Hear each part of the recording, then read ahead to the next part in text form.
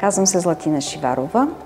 Работя като мениджър реклама от самото откриване, дори още от идеята за създаването на Технополис, на първия наш хипермаркет за техника за дома, офиса и свободното време. В хода на годините съм организирала първата копка на всеки един наш обект, а след това и откриването му. Вече 34 обекта Технополиса предстои да откриваме още много и много. Започнах работа в Технополис по странно стечение на обстоятелствата, но открих огромния потенциал в екипа.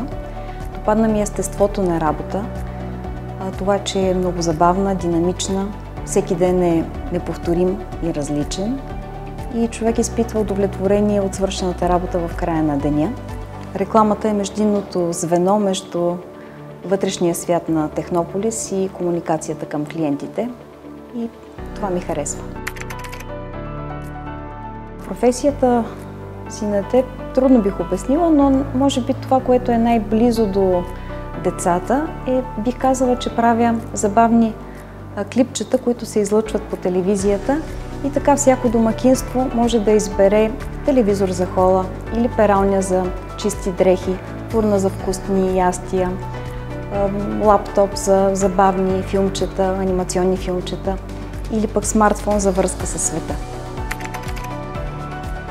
Нашите хора, колегите, работят здраво, с хъс и ентусиазъм. В Технополис се радваме на приятелска атмосфера и на подкрепа и това е ключът към успеха на компанията. Ако имах неограничен бюджет за тимбилдинг, бих завела екипа на място, на което няма смартфони, няма връзка с останалия свят, така че да бъдем само ние, така че да се посветим на това общуване помежду си, да не бъдем прекъсвани от неотложни задачи, които трябва да изпълним.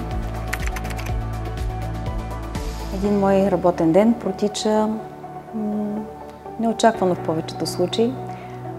Има промени от предварително начертаните планове. Това е чара, никога не знам как ще протече този ден, но ако се случват промени, дори понякога неочаквани обрати, те са за добро.